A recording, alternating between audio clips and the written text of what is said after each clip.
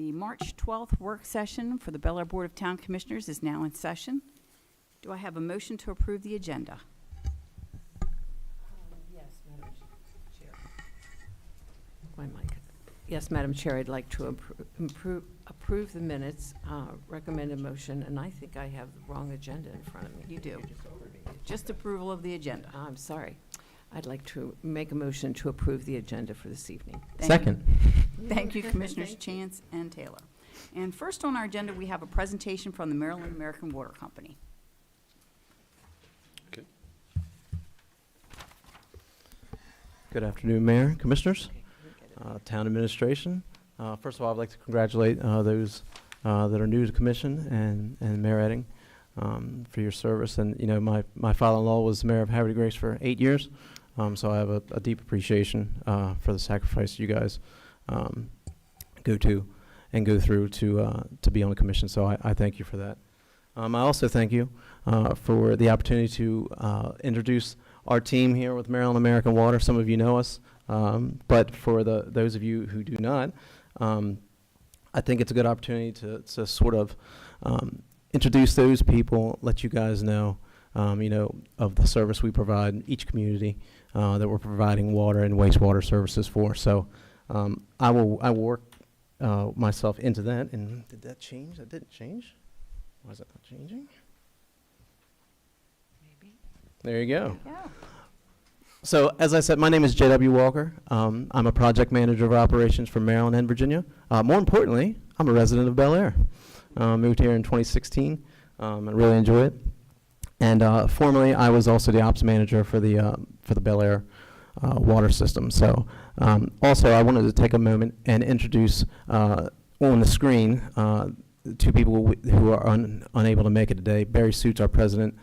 He's been with, I know a couple of you have met Barry before. He's been with the company 30 years.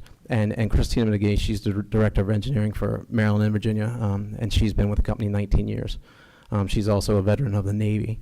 I'd also like to say that, we greatly appreciate the opportunity, again, to see you guys face to face and to have the opportunity for you guys to ask us any questions you'd like to ask us. So without further ado, Simon, if you want to come up and introduce yourself. Yeah, sure.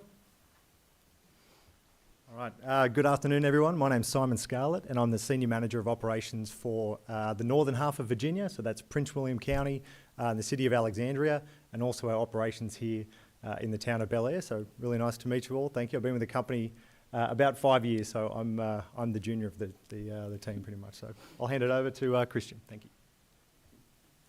Good evening. My name is Christian Volk, Senior Manager of Operations. I have 26 years of experience with American Water. Started in research, moved to water quality, production, operations. I worked in Illinois, Indiana, and Virginia, and Maryland.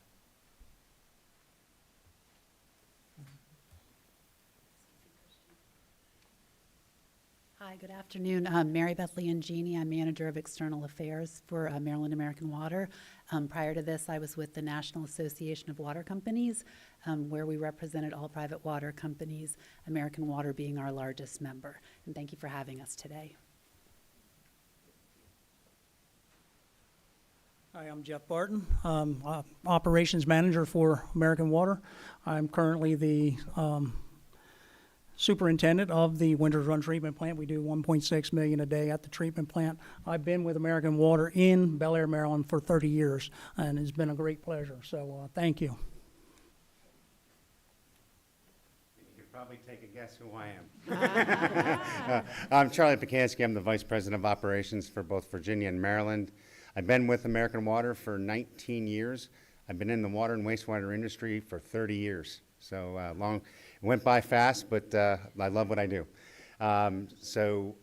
Next, I'd like to talk a little bit about American Water as we transition. We skillfully played that, so I'm up at the podium for the next slide. A little bit about American Water. We're the largest public utility in the United States. We operate, if you look at the shaded areas, in 14 states. That's our regulated side of the business in 14 states. We also have a non-regulated side of the business, if you're not aware. We have 18 military services contracts, one of which is in Fort Meade. We've been in Fort Meade since 2011.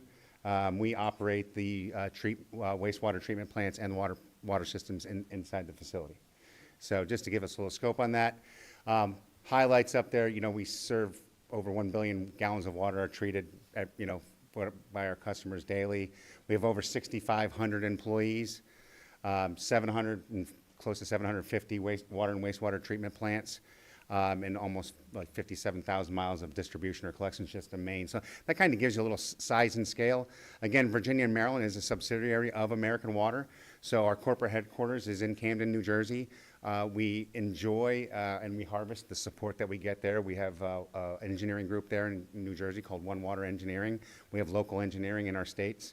So we're able to pool a lot of resources really quick, right? We're ahead of the game. We against, we'll talk a little bit about it, PFAS, all that stuff, lead and copper, we're on that, right? And we have a huge staff to be able to pull from that. So on the next slide, I'd like to have Jeff Barton, our local superintendent of ops, come back up. And he's going to talk a little bit about our presence in Bel Air, right? Our history in Bel Air. So thanks.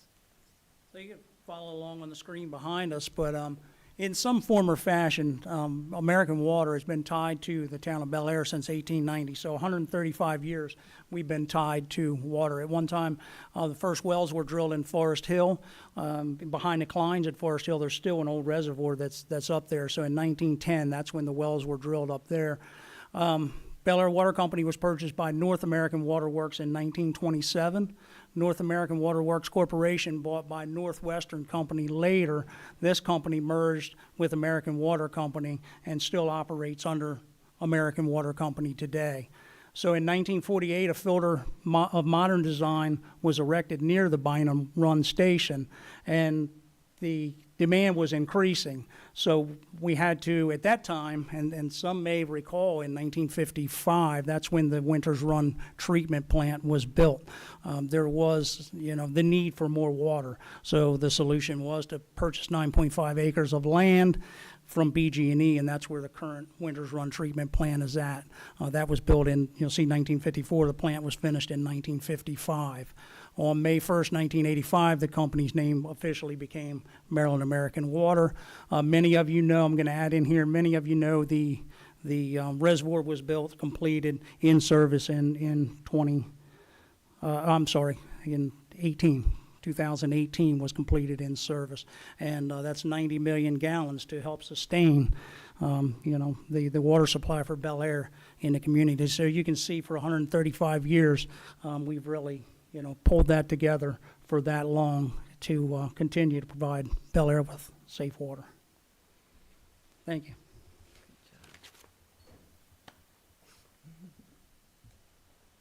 Thank you. So, I was thinking about what to present today, and what I thought I would do is just kind of hit on some of the high points that might be of interest to you as you go about your daily business as commissioners. Firstly is operational excellence. We're a large company, and so we're held to account for a lot of key performance indicators, which is really fantastic for our customers. These key performance indicators range from customer service to safety, even from the way that we turn the valves in the community or hydrants, operate our hydrants. So this gives you guys a lot of security that the assets within the system are being operated professionally and are being maintained professionally, which is really good to know. On the safety front, we have a dedicated, certified safety professional. Safety is one of the key factors in our business. We want to make sure that all of our staff go home the exact same way or better that they came to work. So we place a huge focus of our business on making sure that the work that we do is safe, not only for ourselves, but for the communities that we operate as well. You're probably aware of some of our community engagement activities. We really like to be engaged in the community and be a part of the community. You can hear the passion that JW speaks with when he talks about getting involved. So you've probably seen some of the impacts of that with parks and different grants we've been able to give.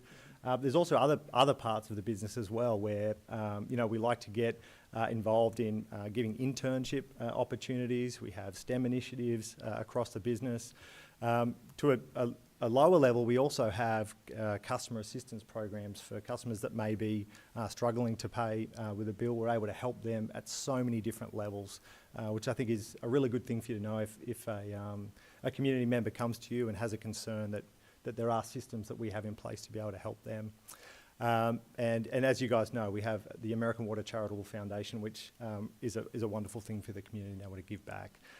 Customer support, we have a 24/7 customer service line. If people need to speak to someone or ask questions about bills, for example. And we have a really exceptional track record when it comes to water quality and drinking water regulatory compliance, especially in Bel Air. I think it's been over 5 years without one single complaint to the Public Service Commission, which is something that we're really, really proud of. I guess I'll finish here with, investment. It's really important to us, to invest in the communities that we operate in. We try to make smart investments to decrease any impact on ratepayers, but it's important that we continue to invest in these systems to make sure you have safe, reliable drinking water going forward. So really that's all I had today. I'll pass it over to Christian, who's going to talk a little bit about water quality. Thank you.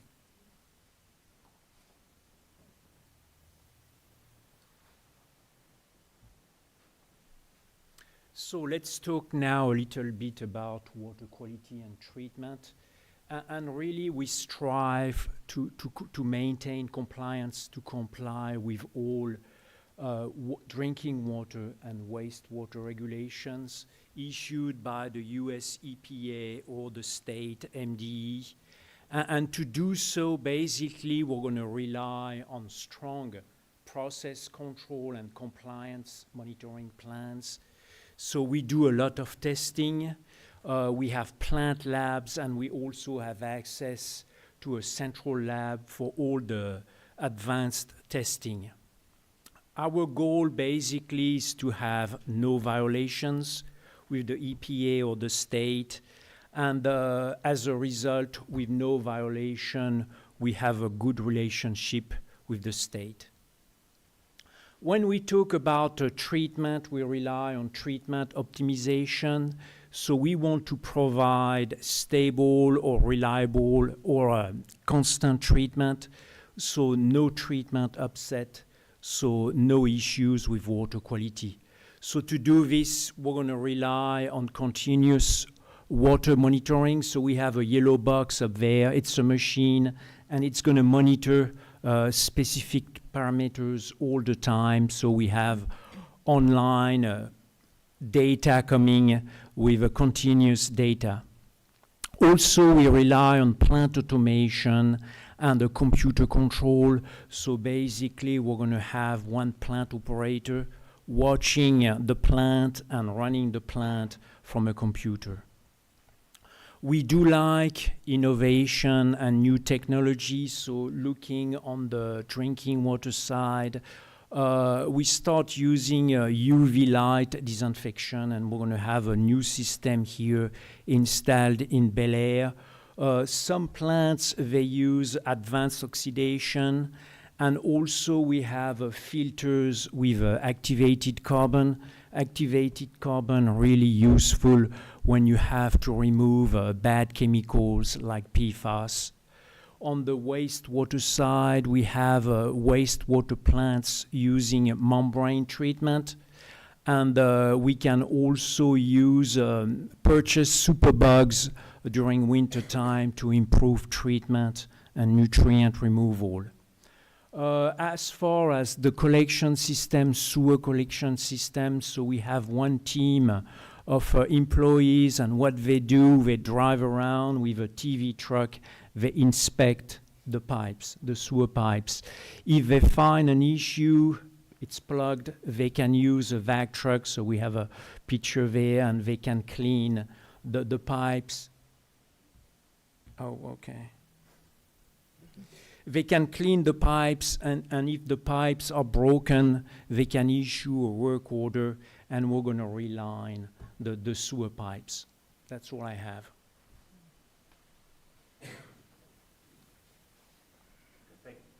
Christian well played it by skipping my slide, because I do like to talk a lot.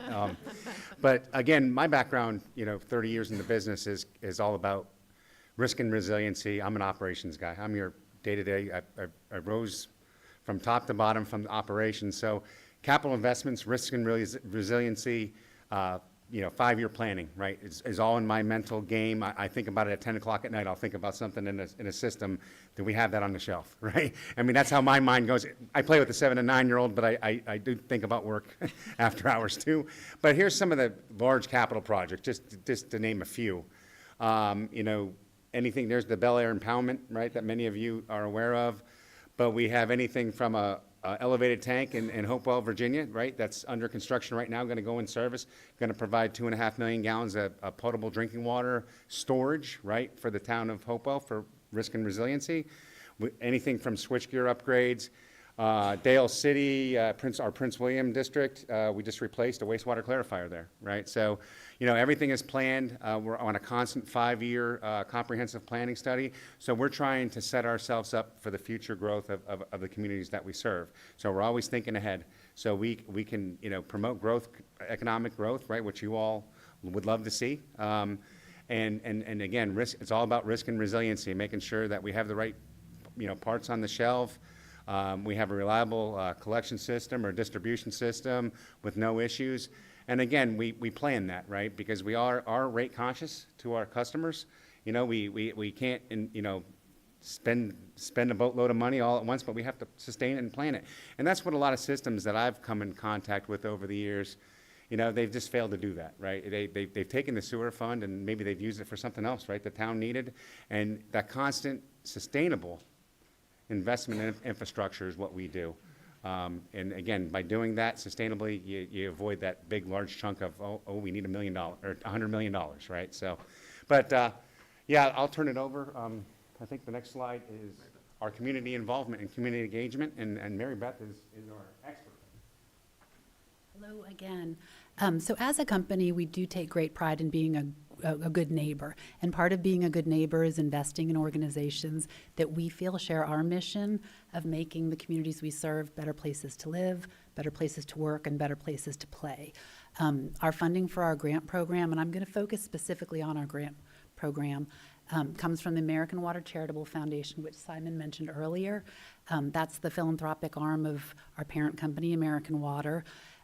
Recent awards that have been given in the town of Bel Air, if we look at 2022, it's Shamrock Park, which you'll see up in the left-hand corner, to make the park more accessible. In 2023, we had $35,000 that went to 4 organizations in Bel Air and the surrounding area. And it was the Harford County Humane Society, Winter Wonderland, Harford Glen Foundation, and then the 4th was an organization called Nature Works. So we're kicking off our funding cycle for 2024, and my ask of all of you and even people who are attending, if you do have organizations that you work with, whether you volunteer with them or whether you work with them, if you can let us know if there are organizations that are 501c3s that may be good fits for our funding programs. I work very closely at the national level with the foundation, and I work very closely at the local level with both JW and Jeff. So please feel free to reach out to me, reach out to either of them if you have any suggestions. So, and that's it. Thank you. Thanks. I'm back. This really brings us to the end of our presentation. So again, I just want to say thank you on behalf of the whole Maryland American Water team for your time today. It's been a real pleasure to meet you all. And I really wish the new commissioners and the established commissioners all the best going forward into the future. It's going to be a pleasure working with you. I really just wanted to leave you today with a potential investment opportunity. We had spoken to the previous mayor. We had a couple of small conversations about the potential of acquiring the town's sewer collection system. So we've done a little bit of research on our end. I think there's some real benefit to that, not only for the community on a potential purchase price, but also really leveraging some of the benefits there with, joint billing and things of that nature. So today's not the forum to discuss that in detail, but I just wanted to let you know that we're definitely interested in pursuing that, and we'd love to have some future conversations with you about what that might look like. So thank you very much. Appreciate your time, and we'd be willing to take any questions if you have them. Thanks. Anyone have any questions for our representatives here today? Yes, I do. First of all, thank you very much for coming out. Great presentation, very informative, very educational. So one of the community involvement bullet points mentioned something about education. Could someone share what, if anything, you have done with Hartford Community College and potentially, career outreach and that type of thing? We haven't done anything specifically with them, but our work with the Hartford Glen Foundation does engage the local elementary schools to bring them to the foundation's site where they can do camping and various activities. But we haven't done anything specific, but we would absolutely entertain that.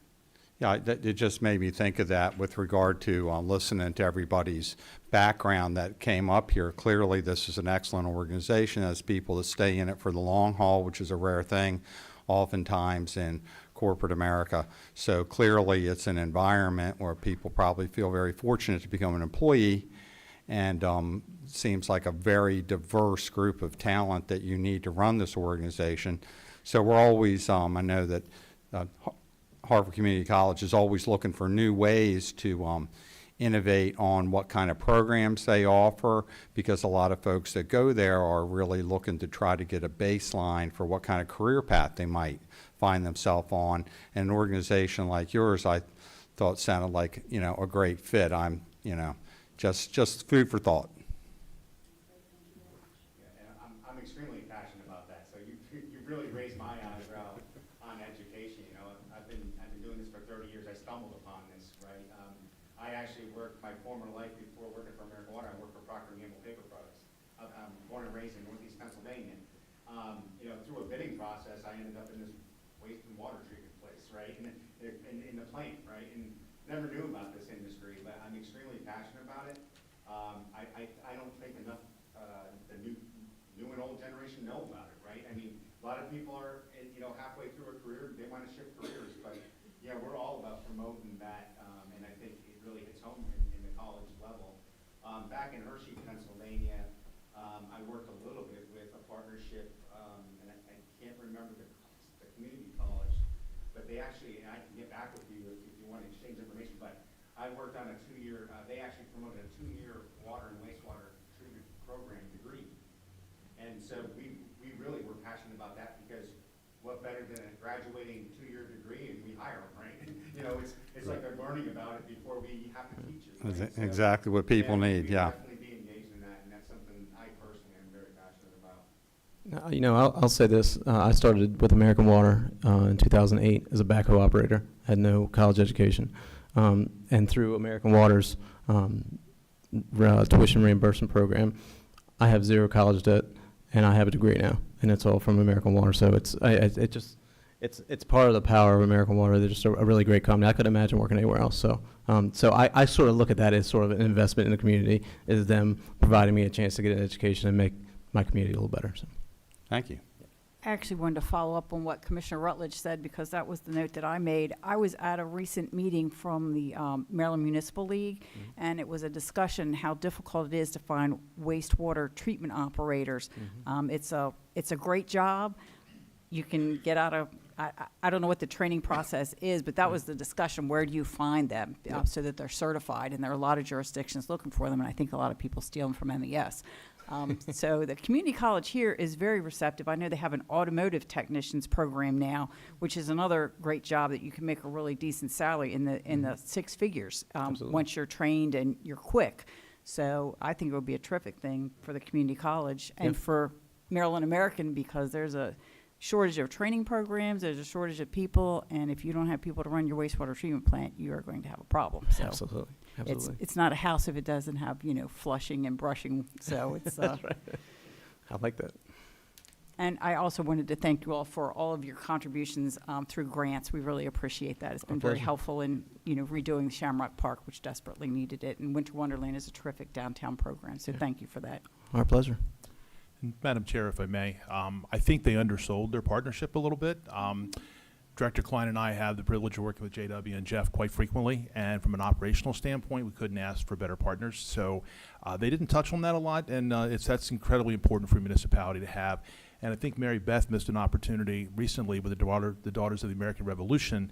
The Maryland American Water Foundation jumped right in and offered to cover the expenses for a plaque that they're going to erect at the Armory in honor of a Revolutionary War veteran. So she neglected to mention I didn't want that to go unrecognized, Mary Beth, because that was something that the Daughters of the American Revolution were looking for and didn't know who to turn to. I pointed them in the direction of JW. He pointed them upstream, and it was very successful. So thank you. Ed, Well- that picture wasn't that slide. The picture from last week.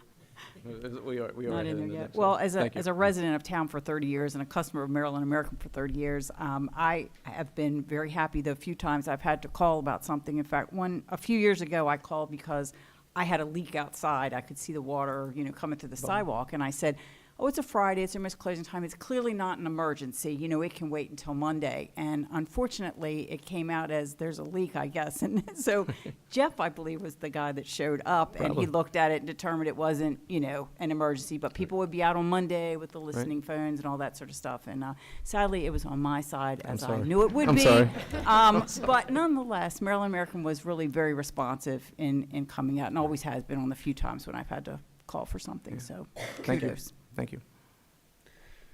Yeah, and I'd like to commend you for, I'm a lifelong resident of the town, and as far back as I know, I mean, you guys do a great job. I mean, I'm glad to hear that you haven't had any complaints, because I haven't had any complaints in the last couple of years. So you guys do a great job providing us water service and all. A couple of questions I had was about, is there public access to the water quality testing, and how frequently is that updated? So as far as public notification, we issue a water quality report, and it's every year. It is posted on our website and also on the MD website. If Okay. you need more information, like specific information on specific parameters, I can provide you with this information. But the basic water quality information and micropollutants, it's going to be in this water quality report, updated every year and posted on the website. So there isn't really a real-time, because I thought you said you had real-time monitoring, but that information isn't necessarily for us posted on your only. website, right? Yes, it's for us, Okay. it's not for compliance, it's to run the plant. For you for Operations, running yeah. plants. Like, for instance, I can, from my house, I can monitor the plant at Winters Run. I can't make changes, but I can monitor it. So Right. not only do we have plant operators that are working, but Jeff and I, and probably Simon, we all have access to monitor. I can pull the plant up and Right. look at it anytime. Okay. Yeah. And I know, Mr. Hopkins, you talked about the relationship the town has with Maryland American. And I was just wondering if there's anything, if you saw any deficiencies or anything that we need to improve on with our relationship or talking, I know, between yourself and Mr. Klein and yourselves, that we're doing we're communicating well, we're doing a good job working? I couldn't ask for better partners, to tell you the truth. I mean, everybody's super responsive. I feel like it goes both ways, really. I mean, Right. we've just have been able to develop that over the last couple of years. For Jeff, the last 30 years. Yeah. Good. I mean, for the last Glad to hear 15, so, yeah, absolutely. Yeah, we appreciate Okay. the open line of communication. Any further questions? No question, just congratulations and thank you for your support of the community. It really helps us a lot. Our Thank you pleasure. so much. Our Thank pleasure. you. We also thank you as well. I mean, we've been throughout Maryland, through other councils, in different towns, right? And they know Bel Air, right? So we've been talking to other towns too, right, about what we do, right? We've had this exact presentation a few weeks ago, in another part of Maryland, right? And it's good to be recognized, and we owe a lot of our presence to you all. Absolutely. And this local team as well. So, we do appreciate the time and the acknowledgement of our Maryland team. But, we appreciate it. Yeah, thank you.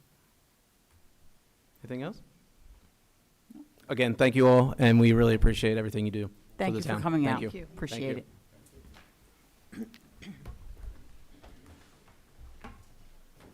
Next, we have the Bel Air Volunteer Fire Company.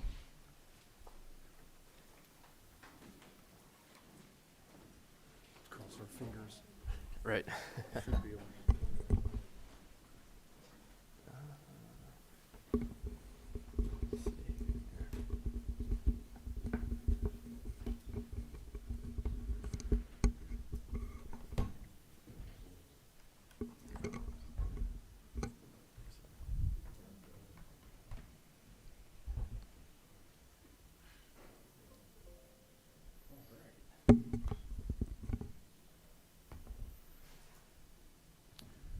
All right. Well, good evening. Thank you for inviting us to come and speak.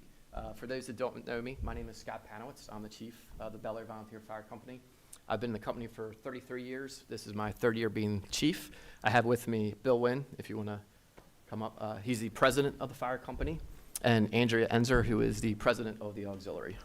If you want to introduce yourselves. Hi, I'm Andrea Enzer. I'm honored to be the president of the Auxiliary Bel Air Fire Company.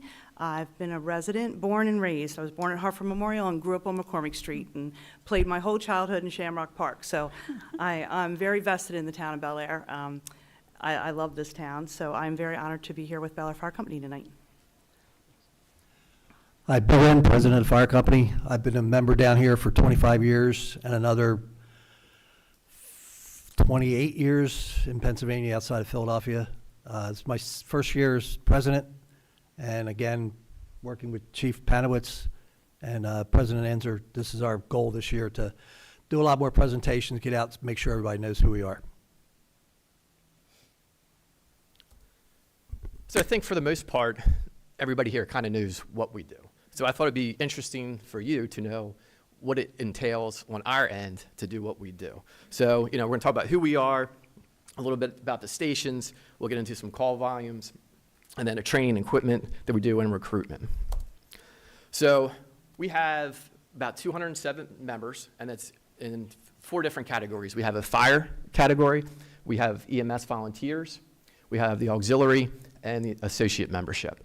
So the associate membership, we've had people in the past that were photographers, or they wanted to do administrative work. So we have a motto: get in where you fit in. We'll take anybody. Everybody has talents, and we can get anybody to do something at the firehouse. We have lots of opportunities.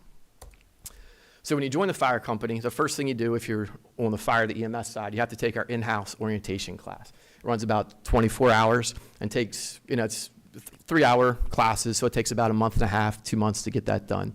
Then, while you're doing that, you also have to take ICS classes. That's the Incident Command System. So we run a lot of mutual aid with other departments in the county. We run the Baltimore County, Cecil County. Sometimes we end up in Pennsylvania. And everybody has to make sure that everyone's on the same page of how everything's going to operate. So each of those classes are probably 10 to 20 hours that they're taking online while they're going through the orientation process. And then you have to be trained on CPR. So that's just the first step. That's not even, and that's just to ride the fire truck or ride an ambulance, but you're basically a helper at that point. You're not actually going inside to fight fires. You can't provide patient care.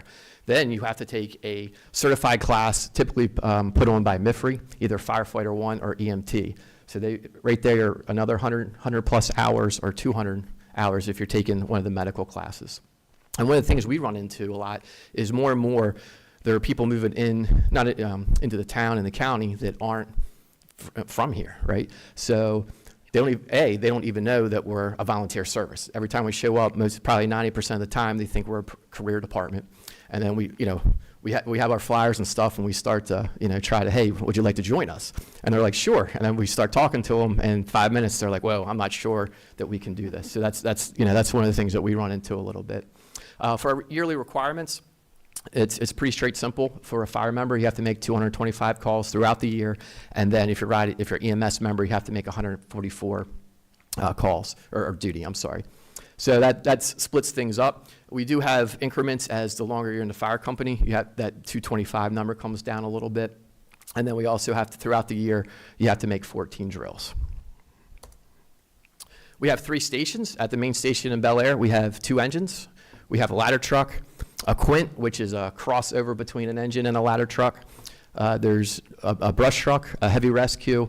There's a volunteer EMS unit, a UTV, which you see sometimes riding around. Like if we have people on the Mom and Pod Trail, we'll take that out there to train, if someone falls, breaks their foot or something, we'll put them on there to get them out of the Mom and Pod Trail to the EMS unit.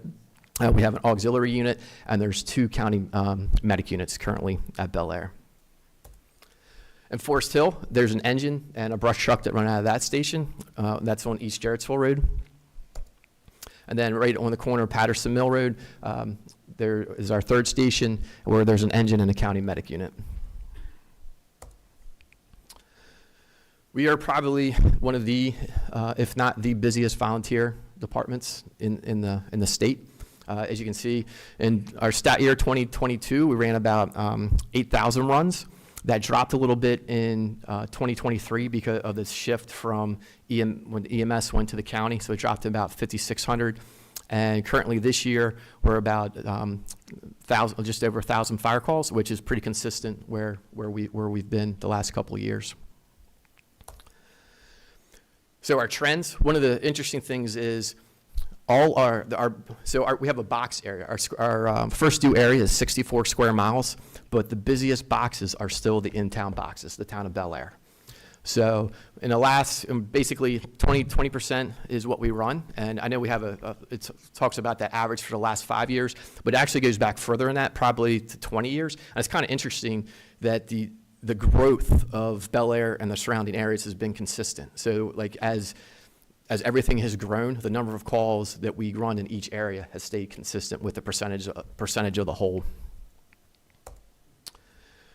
So we do a lot of training. We probably train more than most of the other companies in the county, and we pride ourselves on the quantity and the quality of training that we do. We do it both on-site and off-site. We have a lot of times we have instructors coming in. Just this year, since January, we've had an instructor he was from North Carolina to talk about electrical vehicle fires. We've had May Day, when firefighters get trapped. The crews from Howard County, they lost a firefighter a couple years ago, so they came in and talked to us about it. So we're always doing those type of things. We do some off-site stuff. One of the things, we met with ISO, and we do a lot of acquired structures. If somebody is getting rid of their house or something, or is tearing it down, they'll hire us, or not hire us, but they'll donate the house to us. We'll train in it, and then we burn it down at the end. So ISO does not accept that as qualified training. They're looking for fire departments each year to go to a certified structure. So every year we either go to Mifry or up to Westchester, again, because everything we're trying to do, is help the town and everyone, citizens in our first due, by lowering that insurance rate. We do 3 drills per month, so at a minimum. This month we're actually doing more. We actually have an acquired structure across the street, so we're doing some training there at the house. That's going to be every Thursday this month, so any of you are more than welcome to come and watch if you want. There's different evolutions going there. But Tuesday nights is pretty much the night at the firehouse. So the first night is a company meeting, then we do a fire drill, an EMS drill, and then a combination drill where both sides of the firehouse are together. And then we do have, in addition to that, we have a duty crew at the Bel Air station on Thursday nights and at Patterson Mill on Friday nights. And each time they get together, they also drill. So we're drilling basically three times a minimum each week. I put this in here and I know in the past we kind of talked about our needs and stuff, but just to kind of give you a background, especially with COVID and everything, we've had some, as with everybody else, it's just kind of crazy what's going on. So these are like kind of our big ticket items we've had to acquire the last couple years. And the one thing I wanted to point out was the Quint, which is that combination ladder truck engine. That was delivered to us in 2021. And when we bought that, it was $1.2 million. So we signed a contract for our new ladder truck 2 years ago, and that was 2022. So we probably signed that contract in 2020. So in that 2 years, the price jumped from 1.2 million to 2.4 million. So, and on top of that, with the COVID delays, we signed that contract, like I said, in 2 years ago. We haven't even had our engineering meeting yet. So they're hoping to have that this fall. So it's just the delay in receiving stuff. The other thing is turnout gear. We have a pretty good initiative. We're trying to look out for our members in cancer. So we're trying to get everybody a second set of gear. So that way, if you're at a fire, you wash it off, take it off. You don't put it back on until it's cleaned, and you have a second set of gear to use while that's going on.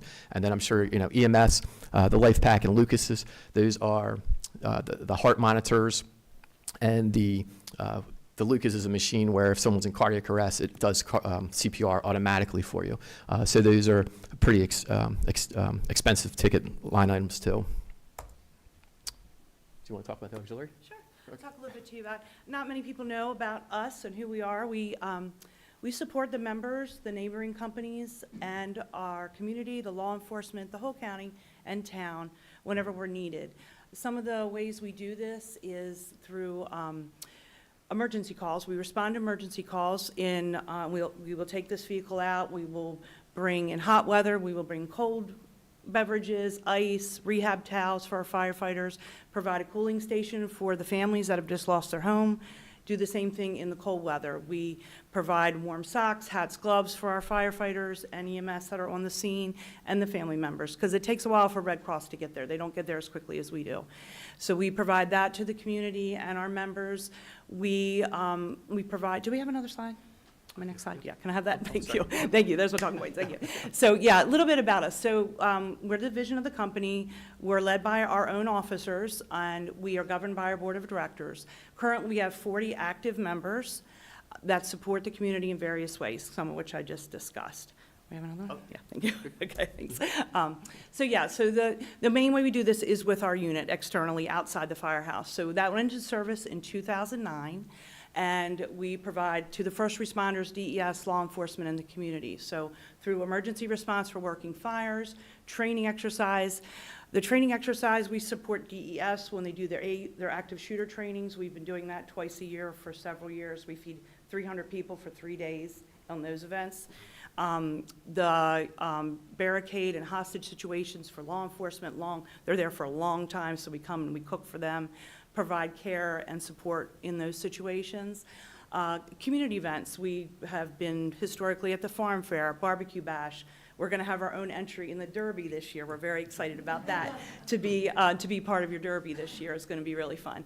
So, and then unfortunately, we did just support the untimely line of duty death for Senior Officer Miller. We were at the church supporting the family, any officers on site through all of the viewing and all of the funeral time that they were there.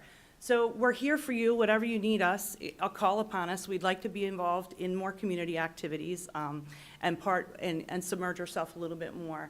And then Bel Air, we are self-supportive right now, and we have kept this unit 2009. She runs like a top. She's perfect. We love her. And we have supplied all the supplies, the training, the maintenance to keep this vehicle available to you whenever you may need us. And since we do provide provisions, I brought you some cookies. I didn't bake them. They're from Woodley, but I will pass them out to you if you all would like. And they've really become the go-to auxiliary unit in the county. I mean, not only on the fire side, but also law enforcement requests them lots of times, even when our units aren't there. So recruitment and retention, we've tried to do some things internally. We do get a tax incentive after 3 years of service. There's a LoSAT program through the county when you have 25 years and you're 50 years old. There are a couple scholarship programs through the county, a Next Gen responder program. There's staffing incentives. The county actually has a program where you can, if you pull duty, they'll reimburse us to pay those members to staff the unit. And that's really helped us. We're at the point now that our average is we have 5.75 people staffing the firehouse at all times. And our response times really dropped down. Due to that, it's below 2 minutes. So that's helped. Then in-house, we have our own things. We have our own scholarship tuition reimbursement program for members that once you're a regular member. I'm sure you've gone by the firehouse recently. There's a lot of construction going on there. We're in the process of renovating that, which we hope to be, hopefully by the end of the year, it might be the beginning of next year. We're actually going to have individual bunks, so we can have a live-in program and more privacy if non-live-ins decide to stay at the firehouse overnight. One thing that we run into, it's getting harder and harder to get to the firehouse. So we really need to have we're really aiming to get people hanging out at the firehouse as much as we can. And then we also have our own company-funded events. So that's all we had. This is our contact information. If you have any questions or you need any help with anything, please let us know. We're here to help. And we, especially me for the last couple of years, I appreciate everything you've done to help us. So. Thank you very much. Any comments or questions from the commissioners? Well, let me first start just by thanking you for, I mean, the incredible self-sacrifice of the leadership and all of your members, and the service that you render to the community is really just beyond words, beyond measure, beyond value. So I guess, you know, my question is, what can we continue to do to support you? You know, what are the challenges, the biggest challenges that you're identifying? How can we continue to be good partners with the services that you're providing? The partnership, I think that's, in the last couple of years, I think we've been a little more involved with the town commissioners. So keep that up. We've, again, as I'm sure, you know, down, you know, in a couple of months when we sit to talk about the budget, you know, I mean, we have, you know, we have some things we're trying to do. The biggest thing is, you know, trying to, biggest thing, the recruitment and retention of our members. That's the biggest, that right now, that's the biggest thing that I don't want to say struggling, but, you know, we're trying to stay ahead of before it becomes an issue.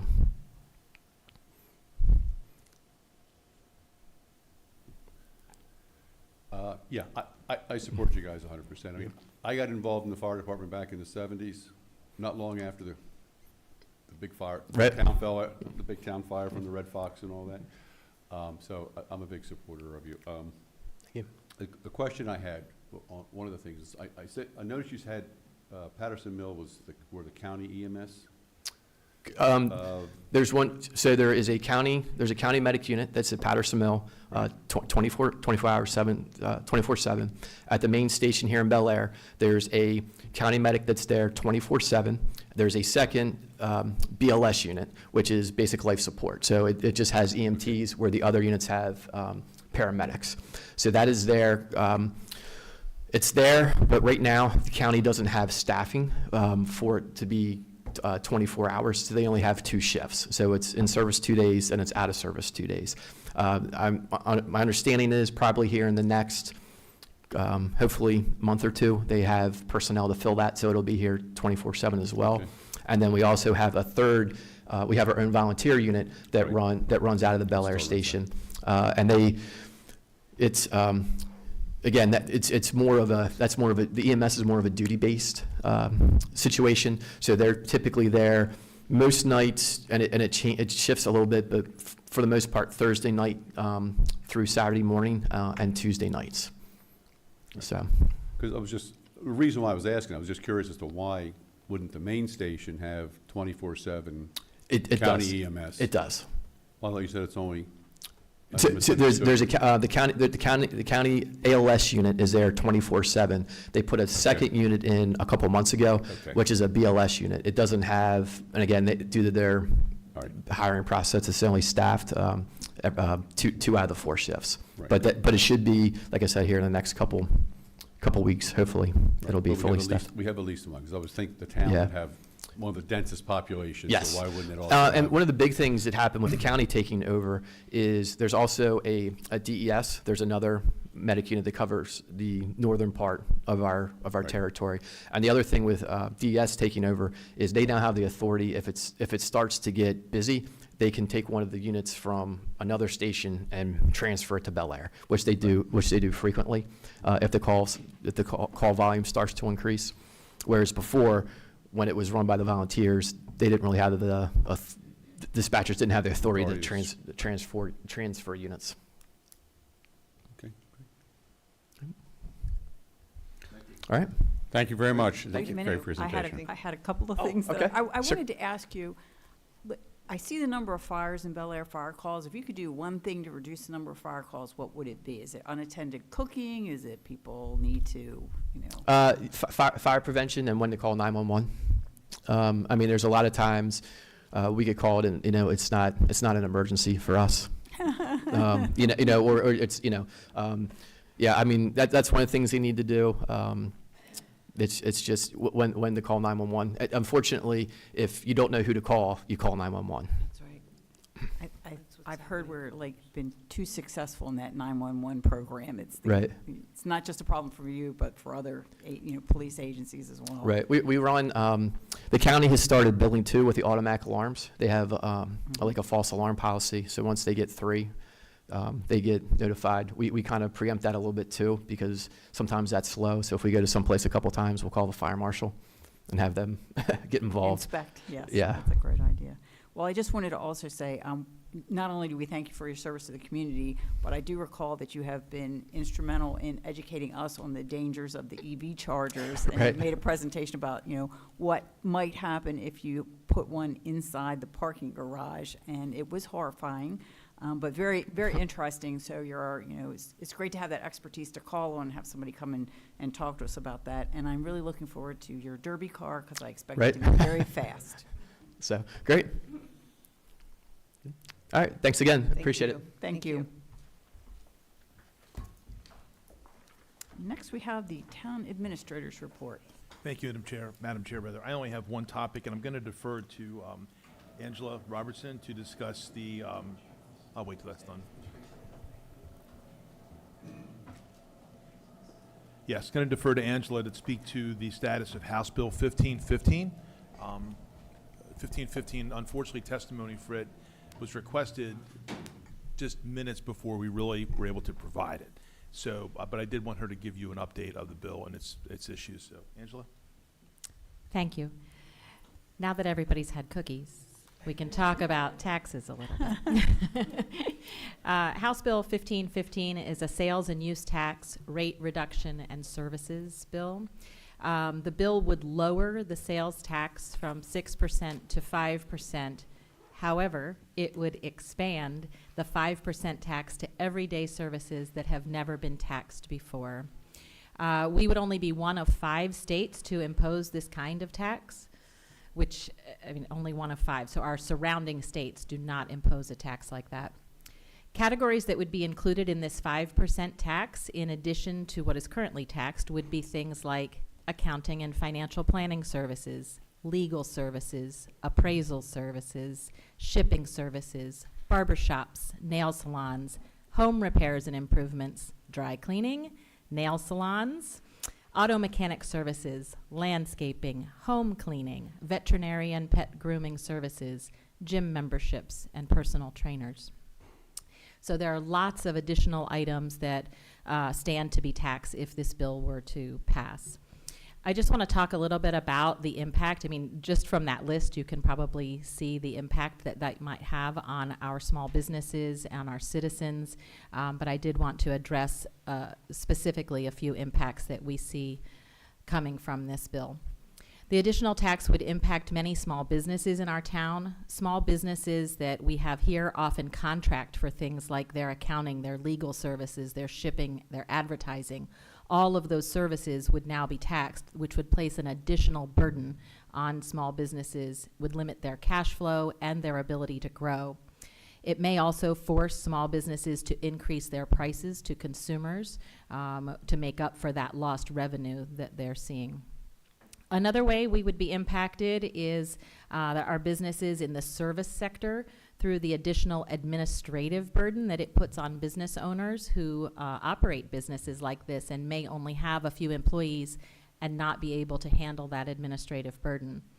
When I looked at the businesses in Bel Air that fall into categories such as auto, financial, legal, home repair, personal care, and businesses that we categorize as services, it appears that over 40% of our businesses in the town of Bel Air would fall into those categories.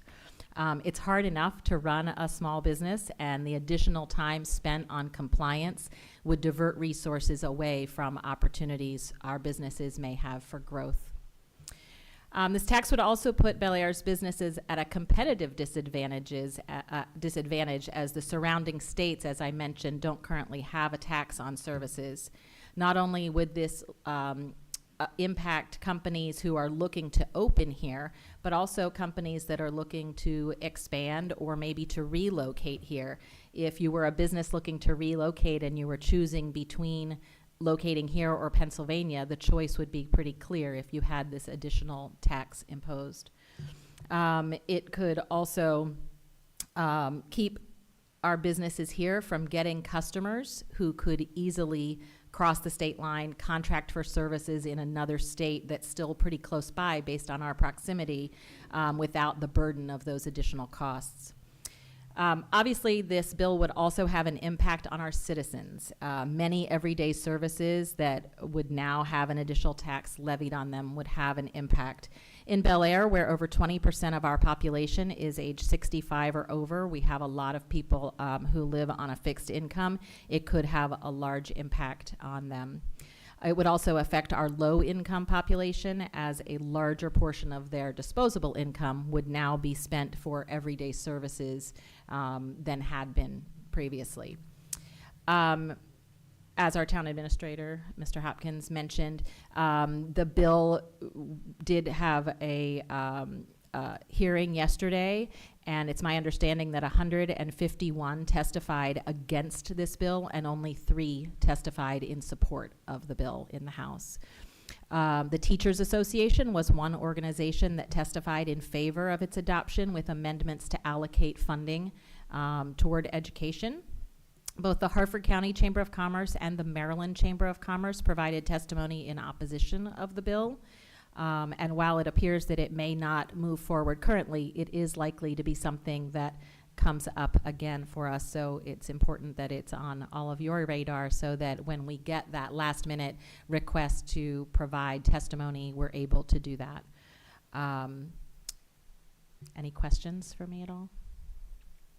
I don't have any questions, but I was aware of that bill. The Maryland State Bar Association is also opposing it. I think it was, I read an article, I believe it was actually the person who introduced the bill said it's not going to go anywhere this year, but he wants them to start thinking about it because the state has a huge budget deficit. I think it's 3, I was looking for it because I was going to send it around. It's something like $33 billion over the next few years. It was big over the next 4 years. And this bill, It's $3 billion structural deficit within 4 years. A problem that worsened just last week with a $255 million lowering of expectations for revenue. And then there's an additional $3.3 billion transportation shortfall that is putting upcoming infrastructure improvements across the state at risk. So they can see the train coming, and they're trying to figure out what to do to fill that gap. So Correct. I believe this has been in the legislature before. It has. And was defeated. Correct. So, you're right, it's going to come back, and we do have to be watching for it, but it does have a lot of opposition. there is potential that this bill would result, if passed as it stands, would result, it's been over the past week, I've watched this number grow. When I first read about this bill, it said that it would be a $2.5 billion tax increase for Marylanders, the largest in the history of the state. And then as of the end of last week, or maybe even yesterday, it was 2.9, and today I read 3.5 billion. So it's, as they're looking at everything that would be impacted, that number is growing. But they're going to cut the sales tax rate to 5% from 6%. The good news That's is the that give.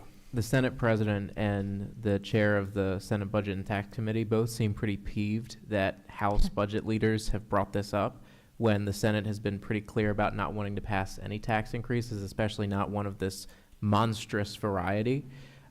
So that may actually have harmed the bill's ability to move forward in future years. I mean, it'll definitely come back. And the chair of House Appropriations, Ben Barnes, the chair of the House Ways and Means Committee, they're definitely both pushing it, but the speaker hasn't weighed in, and Senate leadership has weighed in, very heavily against it this year. And I think that the fact that they brought it up without really, it seems, consulting with themselves in-house, but the chambers were not in agreement on the fact that this should be brought up for a hearing, because if you think about it, it really creates a lot of problems with, instead of talking about, the legislative priorities, the governor's priorities, what have you, we're now talking about the largest tax increase in the history of Maryland, which is not a pretty popular thing to be talking about.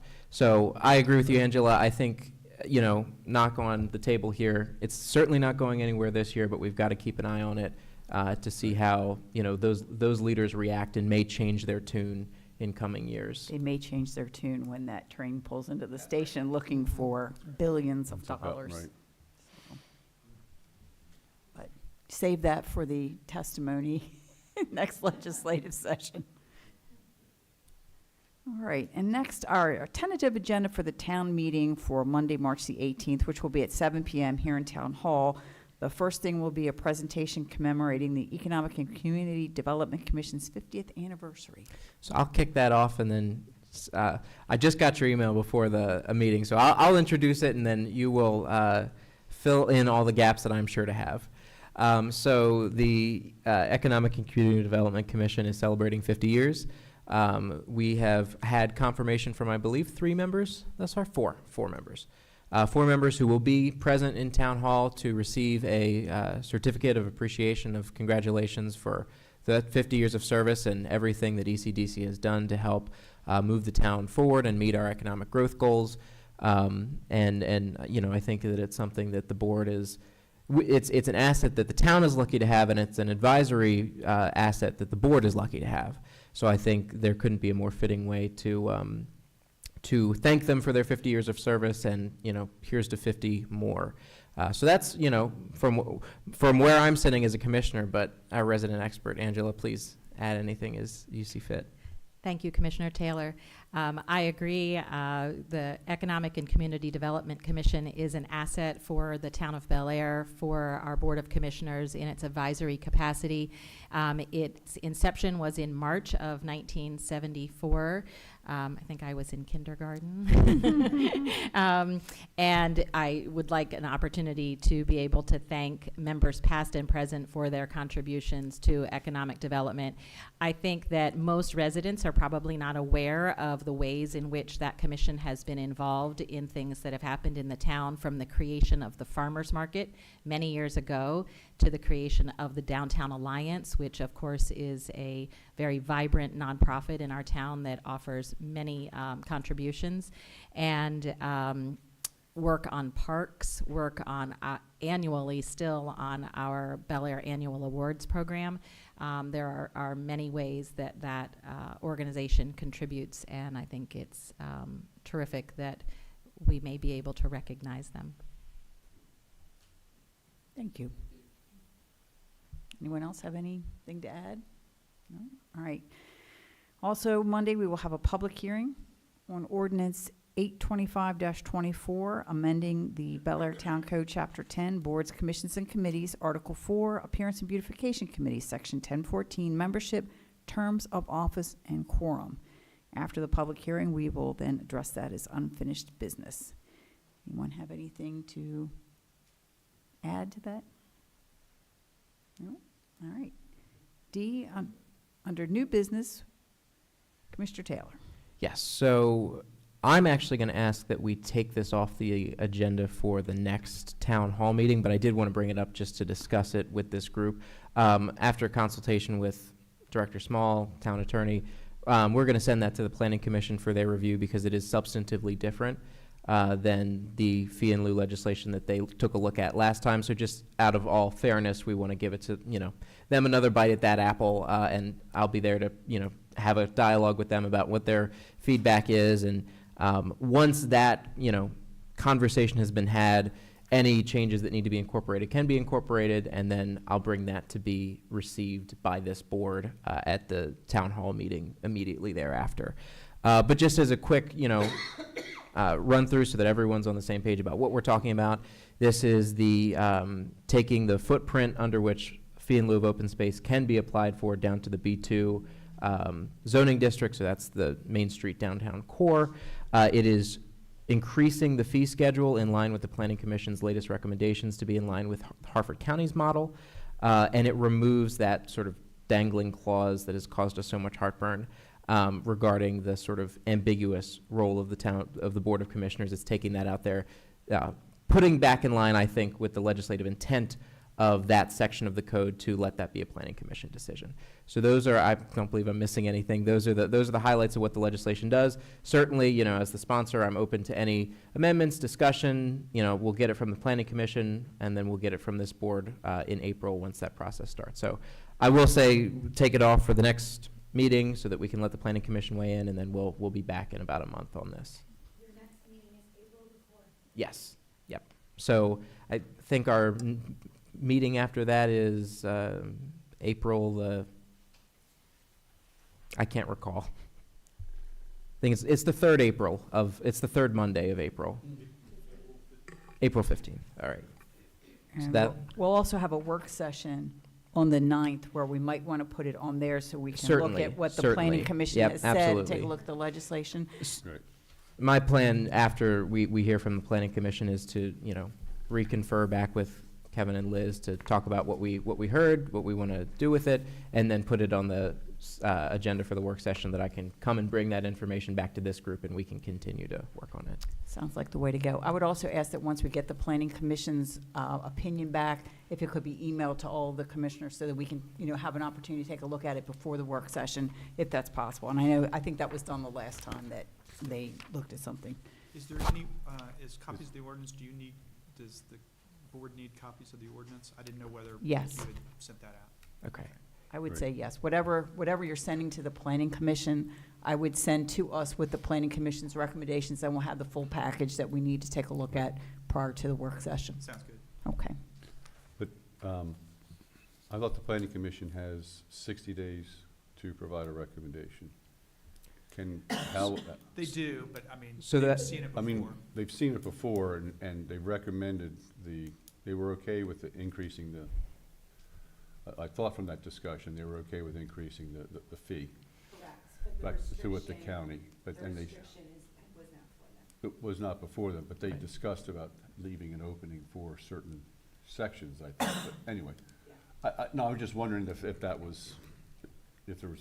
Well, so my intent, Steve, in sending it back to them is because we've not presented to them a sort of restrictive zoning, law. Right. And we also haven't presented them this issue of removing the Board of Commissioners from, that section.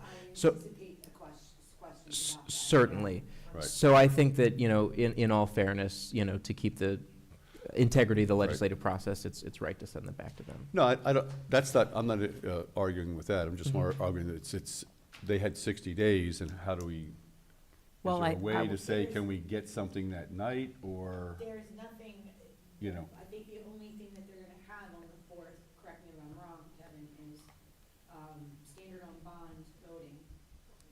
Z-Vault is kind of postponed, right? Is there anything else? Actually, Z-Vault would be back in front of them, so they'd have 3 things. I think one of the things when they did the 60 days the last time, they had 4. They had 4. In front of them, which was much more complicated. I don't Okay. anticipate them taking 60 days for this, but I also can't guarantee that they will. right. And again, we can always, if we don't have a response back from the planning commission, leave it off our work session, leave it off our town hall meeting that comes after that, and just wait until they have had time to make a decision. And that was Right. part of the intention of not having it move to be received at the next, board meeting, because then that sort of cuts in half our time for us to work with it, because it'll expire. So, Right. we might only have 2 weeks left until it expires once we get, so that's, I think just wait until all the pieces are aligned, and then we can take a crack at it. As long as you're okay with it, the way the language is, at this point, because it sounded like emails that you were cool with everything. Yeah. Yeah. Yeah. Okay, I think we have a plan on that. Also, under new business, we will be addressing the overhead garage door yearly maintenance contract. Thank you, Madam Chair and Commissioners. The Public Works Department bid out a project to have on-call overhead garage repairs and maintenance pricing to be put out. So we put out a bid to get unit price bids for repairs and maintenance. The town has 37 overhead garage doors, and 17 are motorized. A lot of them are starting to get older, and we just feel that we're going to have quite a bit of repairs to springs and operators and things of that nature moving forward. So we wanted to get an on-call contractor that would be convenient and be at our beck and call if we had problems. We bid it out. Overhead Door Company of Baltimore won the bid because they were the only person who submitted a bid. We are happy with the price, though, and I'd like to request your approval for a contract not to exceed $50,000 in any single budget year moving forward for the next 4 or 5 years, if they provide good service to us. So. Is there any questions?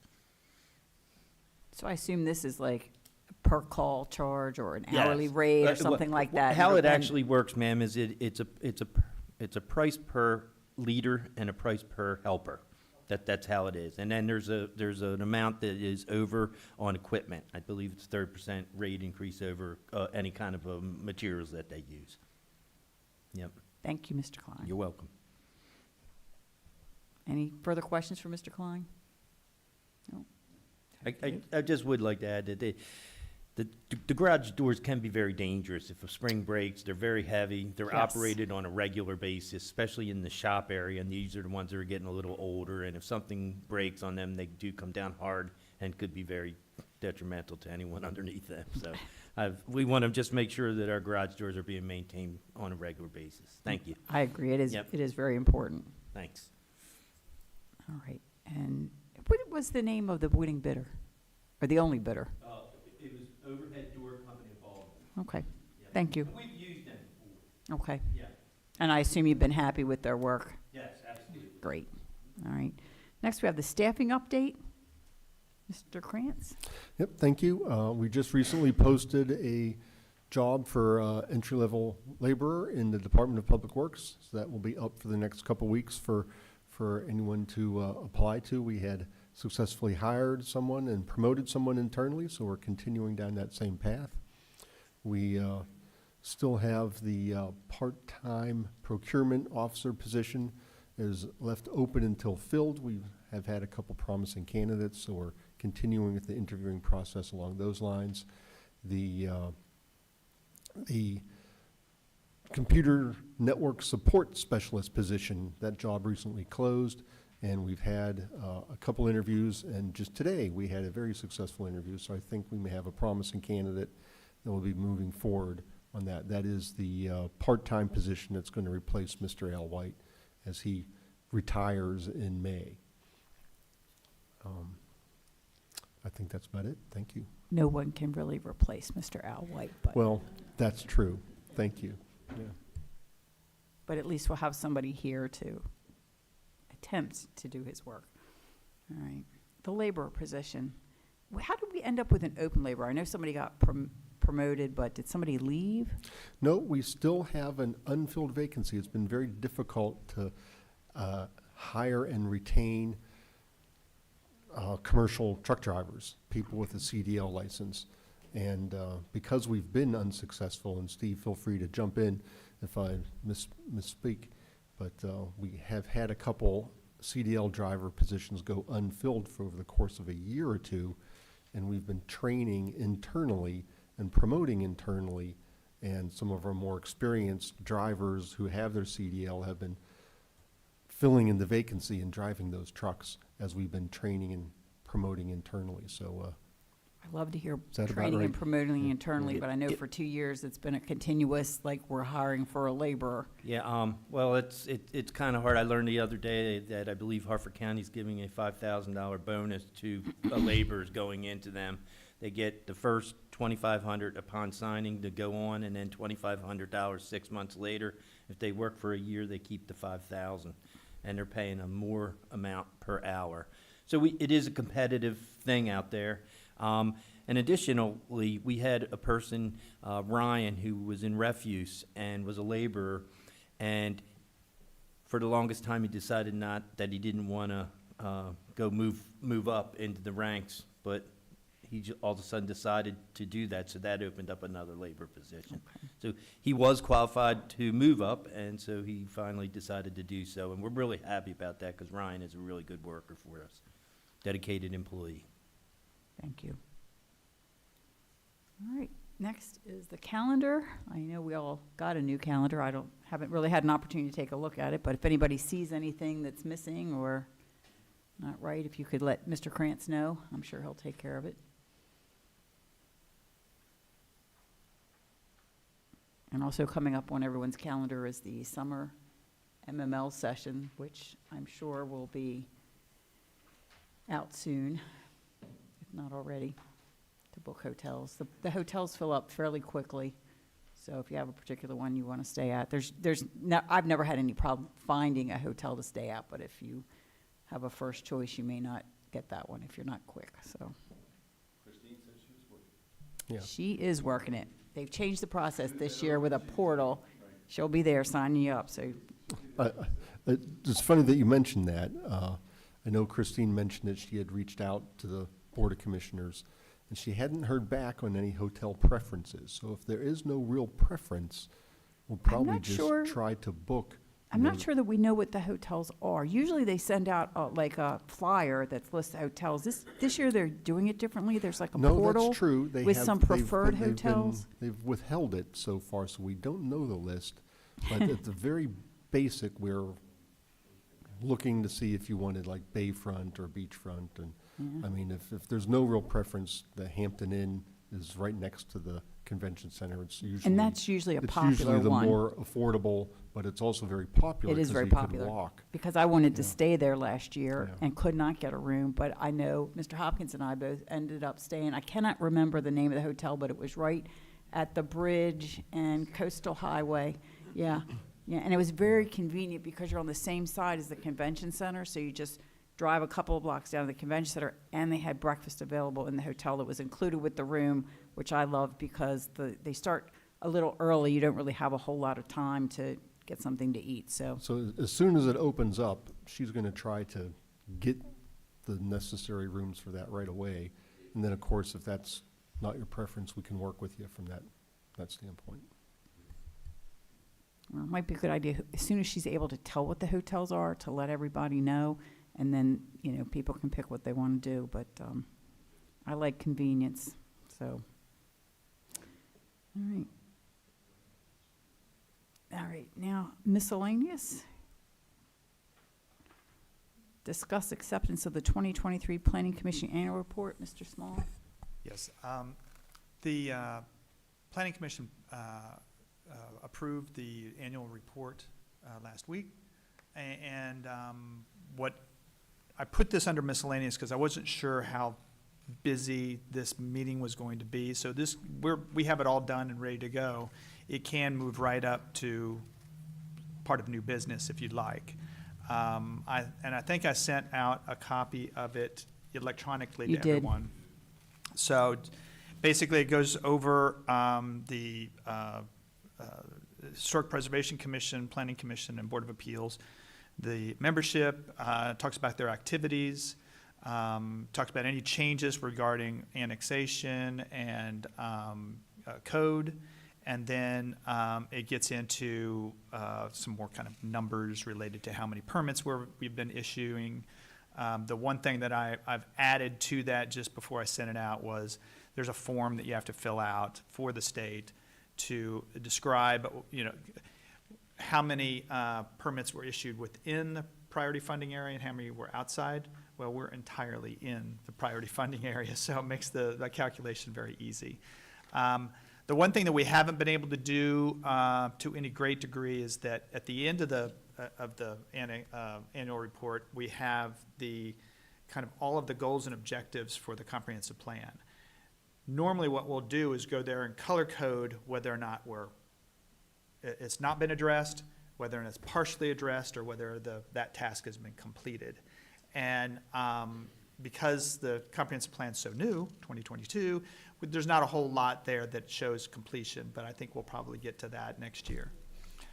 So would you like to look at this next week, or there's really no time requirement? It has to be in by June.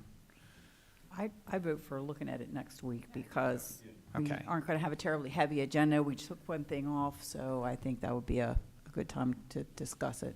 Okay, what I'll do is I'll forward everything to Mike. He'll send that out, and we'll be good to go. And I'll probably, if you want, I can put hard copies in your mailboxes. Okay. I don't. Huh? You do, saving trees. I'm going to So- save trees since I'm on the tree committee, so I will. Digital's good. It is a lot of paper. All right. Commissioners' comments? I just really want to take note and commend the town administrator on his continuity to get us to talk about both fire and water tonight. That was very impressive. We just need to bring in the air people, and we'd be well-rounded. So kudos to you, sir. If I could have had the environmental people, we could have earth, wood, and fire, but it's, Any other commissioners' comments? All right. In that case, having completed our agenda, we are adjourned.